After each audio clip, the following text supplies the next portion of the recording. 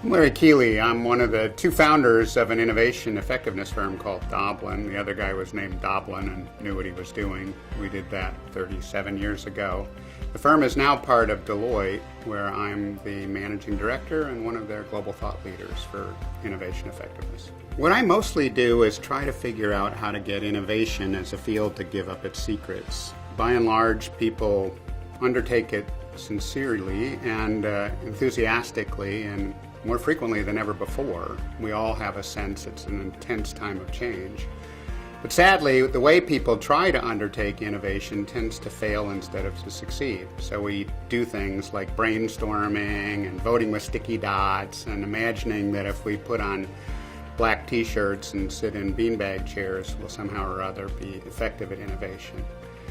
In studying it as a scientist now for nearly 4 decades, what we've learned is that it's harder than that and that it deserves to be respected. So I think of modern innovation as not dissimilar from neurosurgery, and nobody should just drop in on a surgical operating theater with some sharp knives and think that they're qualified to do neurosurgery. But sadly, that's the way we do innovation.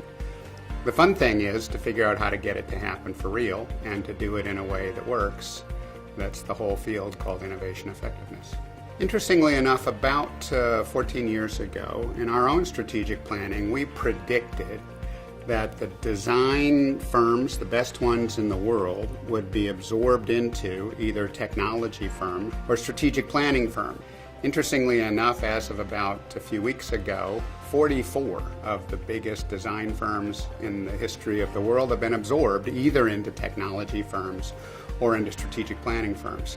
So the ongoing challenge, the big challenge, is to learn how to make the design expertise co-equal with and deeply respected by and respectful of either the technology prowess or the strategic planning skills. And it turns out that that's how you build breakthroughs. You create something that's an amazing design solution that people love, plus an elegant technology that people want to welcome into their lives with a fair business model that people feel like serves them well.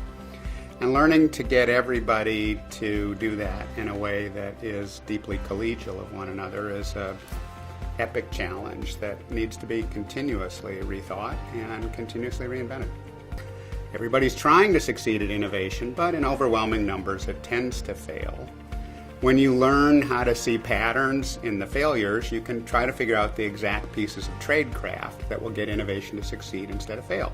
So we have solutions to everything. We know how to fix brainstorming so that it's not dangerous. We know how to do the right level of research about a topic. We know how to break down a technology stack into its little modules. We know how to de-risk even the boldest, most complicated forms of innovation.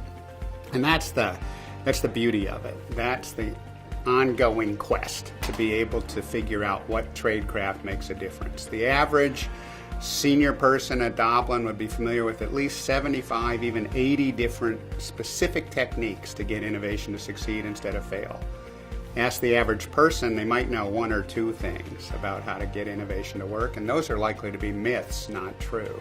So that's our job. We try to figure out how to break it down, build it up, make it work, get it to be a science instead of a vague hope. And when we do it right, I like to say it's kind of the hardest work you ever love.